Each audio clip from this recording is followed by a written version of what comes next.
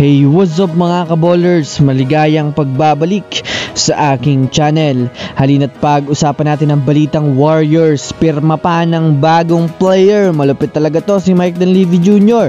At ang balitang Boston Celtics, inaasahang magba-back-to-back champion next season. Tara na't pag-usapan natin yan dito sa Basketball Hotshots.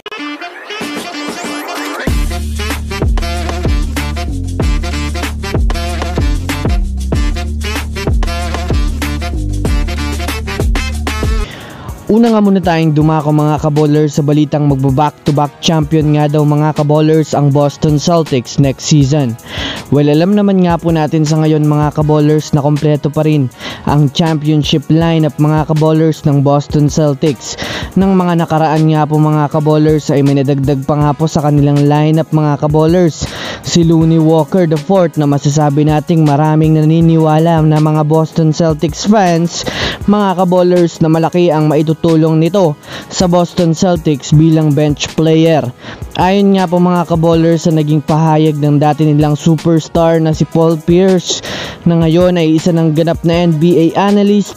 Base nga po sa kanyang pagsusuri, malaki nga daw ang tiwala niya sa Boston Celtics na madedepensahan ng Celtics ang kanilang kampyonato next season at magbaback-to-back champion sa susunod na season. Dagdag pa nga nito mga kaballers, wala pa nga daw siyang nakikitang team next season na kayang patumbahin sila.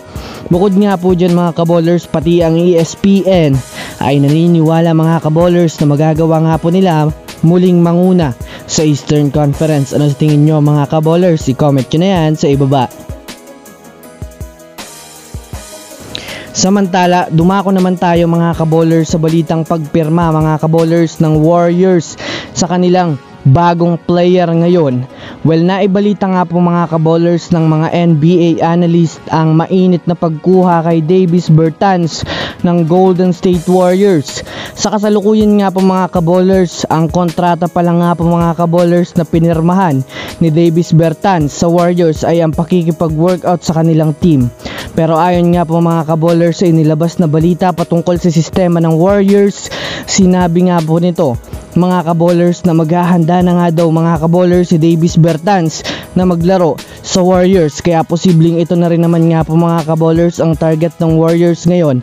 Sa katunayan nga po mga kaballers, hindi talaga malabong bigyang offer ng Warriors itong si Davis Bertans, lalo pat ito nga po ay maaasahan talaga pagdating sa opensa at pwede pa nilang gamiting big man na hahalili kay Draymond Green sa front court.